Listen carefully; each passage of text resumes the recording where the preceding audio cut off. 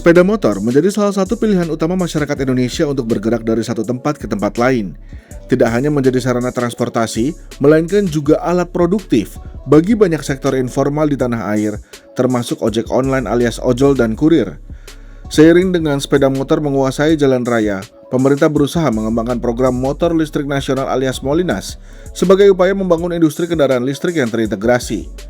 Ekosistem Molinas mencakup berbagai mata rantai industri mulai dari manufaktur, komponen, baterai, infrastruktur pengisian dan penukaran baterai, pembiayaan, distribusi, hingga layanan purna jual. Tak cuma menekan emisi, program ini dinilai menciptakan efek berganda terhadap perekonomian, termasuk melalui penguatan manufaktur, penciptaan lapangan kerja, dan pengurangan subsidi bahan bakar minyak alias BBM.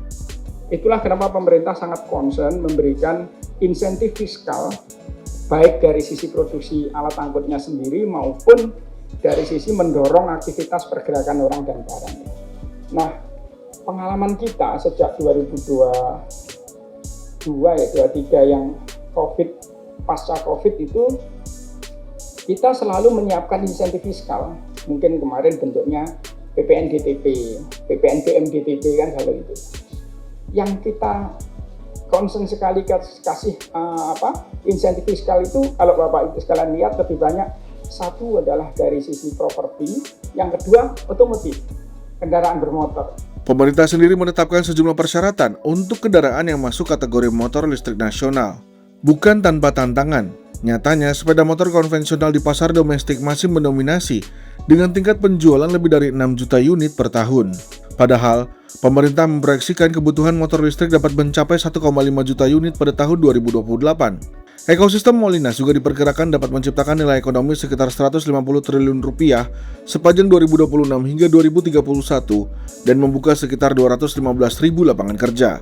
Untuk menggenjot pengembangan Molinas, pemerintah lewat Danantara siap mendukung lewat pembiayaan hingga perluasan infrastruktur daya. Pemerintah menyiapkan anggaran sekitar 3 triliun rupiah untuk program insentif pembelian sepeda motor listrik produksi dalam negeri pada 2026. Penyaluran insentif ditargetkan mulai berjalan tahun ini dengan nilai sekitar 3 juta rupiah per unit, lebih rendah dibandingkan insentif sebelumnya yang mencapai 7 juta rupiah per unit pada 2024. Di sisi lain, PR and Event Eksekutif Asosiasi Industri Sepeda Motor Listrik Indonesia atau AISMOLI, Riniwati Sinaga mengatakan, pelaku industri tidak hanya membutuhkan insentif tetapi juga kepastian pelaksanaan kebijakan. Jadi kalau tidak ada kepastian, ya kita agak sulit gitu untuk bisa bertumbuh gitu. Nah harapannya sebenarnya dengan kita bisa filling gap ini gitu ya, itu bisa tercapai yang namanya skala pasar. Jadi utilisasi meningkat, biaya per unitnya jadi lebih rendah gitu ya. Investasi pemasoknya pun berani gitu mereka untuk berinvestasi, supplier-suppliernya. Senada, Asosiasi Industri Sepeda Motor Indonesia atau AISI menyebut, pelaku usaha juga menunggu kejelasan mengenai ruang lingkup dan kriteria program insentif. Bukan apa, kepastian ini dibutuhkan agar industri dapat menentukan langkah bisnis secara lebih terukur. Insentif itu sangat diminati, ditunggu oleh masyarakat.